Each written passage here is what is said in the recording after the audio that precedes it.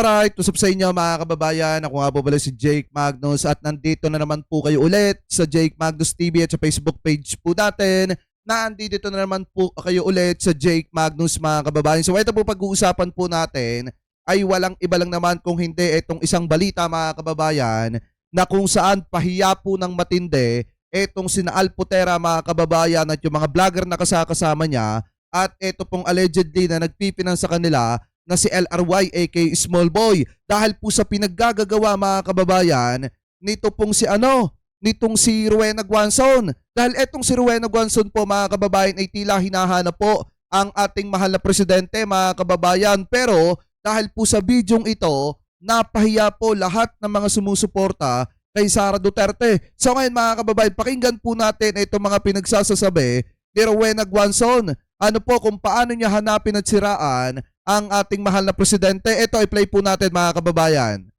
Nasaan si Bongbong? Nasaan si Bongbong? Nasaan si BBM? Ipakita nyo siya sa amin. Di ba kanina kung makikita ninyo sa unang video po na ipinakita ko sa inyo mga kababayan, di ba inilabas ni Yusek Clark Castro si PBBM at in-interview at tinanong ang ating mahal na presidente kung kamusta na ba ang kalusugan po nito. At napakalaking bagay mga kababayan na nasagot po yan ng ating mahal na presidente dahil isang malaking sampal po yan sa kampo ni Sara Duterte at saka po sa kampo mga kababayan nitong si Alputera na allegedly pinipinas dito pong si LRY aka Small Boy. So ngayon ituloy pa natin. Live stream. Alive, aware, and awake.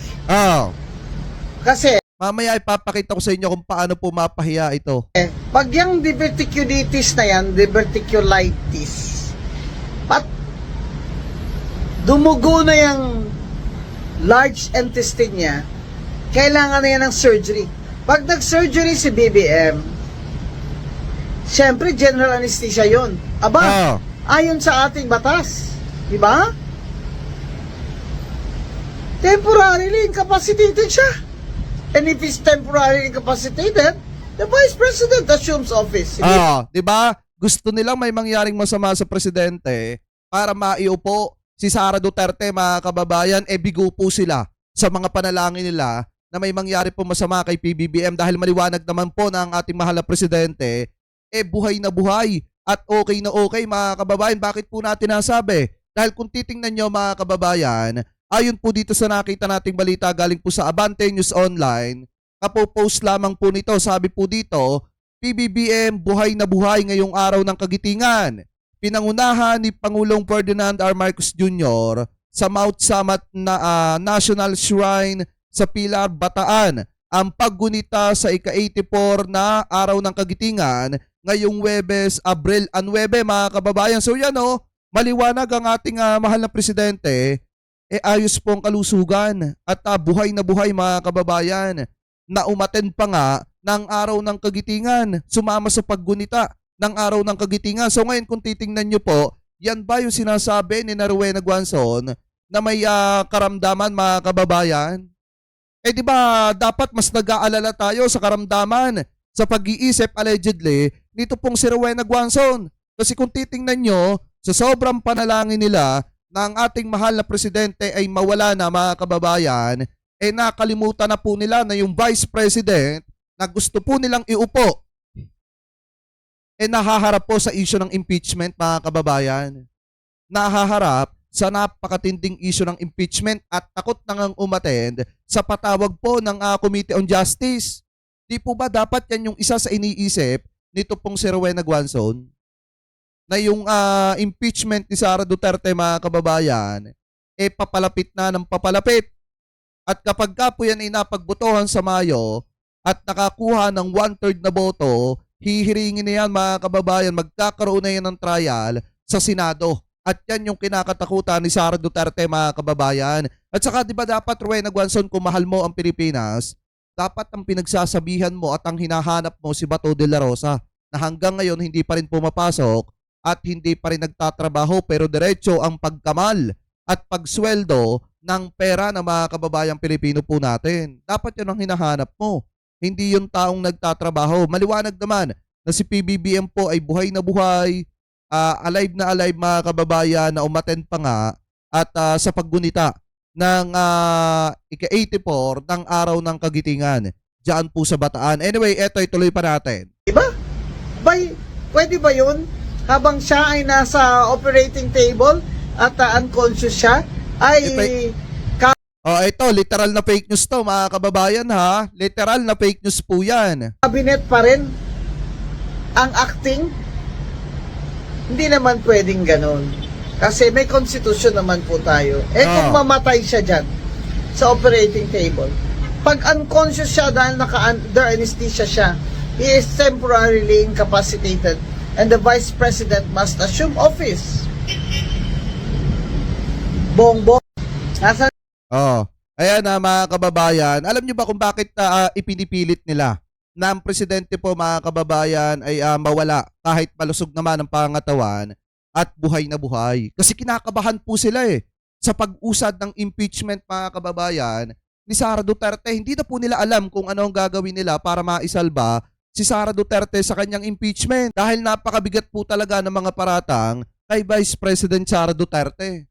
Kaya po talaga nagkukumahog sila na ang presidente mga kababayan ay mapatalsik at maalis po sa pwesto. Dahil kung titingnan nyo po mga kababayan, ito basahin natin, itong isa pang balita na nakita po natin. Sabi po dito, pinapatawag na rin ng House Committee on Justice sina NBI Director Attorney Melvin Matibag at Attorney Michael Wesley Powa, Counsel ni Vice President Sara Duterte para sa pagpapatuloy ng impeachment proceedings sa April 14. Inatasan si Matibag na isumite ang lahat ng records at ebidensya ng NBI kaugnay ng umano'y banta ni VP Sara laban sa buhay ni na Pangulong Bongbong Marcos at First Lady Liza Araneta Marcos at dating Speaker Martin Romualdez. Samantala, pinapaharap din si Atty. Powa upang tumistigo tungkol sa paggamit at liquidation ng confidential funds ng DepEd noong siya pa ang Chief of Staff ng Kagawaran. Layo na isumite sa Mabusisi, layo ng komite na mabusisi ang mga dokumentong isinumite ng DepEd at COA kaugnay ng nasabing pondo. So ngayon, ang tanong dito, a-attend ba ang kampo ni Sara Duterte para harapin po ito? Kasi kung titingnan nyo mga kababayan, ang purpose lang naman kaya sila nananalangin na may mangyaring masama kay Presidente at kaya gustong-gusto po nila na si PBBM ay mawala sa kanilang landas mga kababayan kasi gusto nilang patalsikin si Presidente para maiupo. Etong si Sara Duterte dahil nga nagkukumahog na sila na mailagay sa pwesto etong si Sara dahil alam po nila na mai-impeach po talaga yan.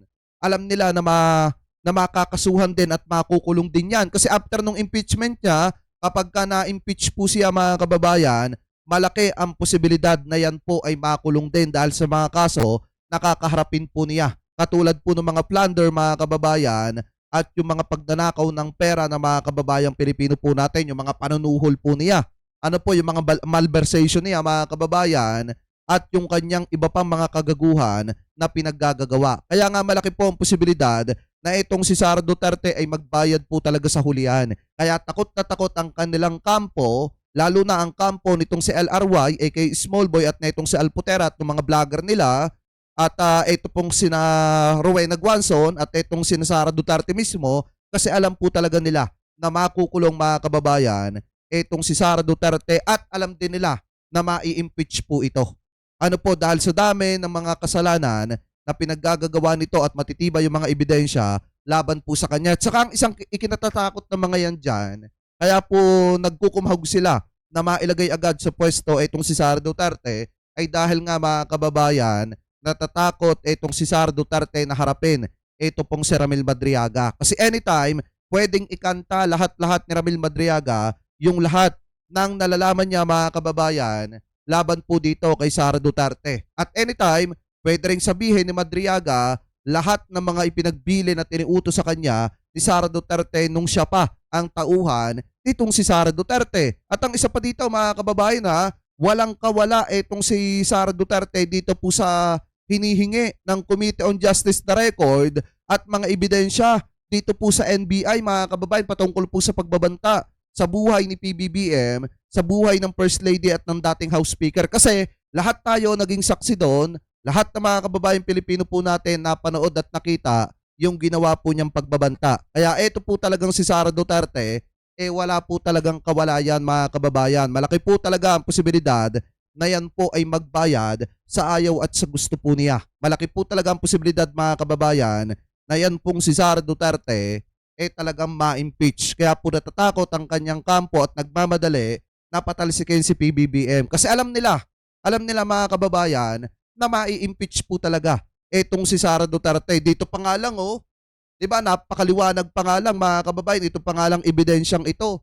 Pwede na talagang si Sara Duterte na mapapanagot po diyan yung pagbabanta niya sa buhay ni PBBM.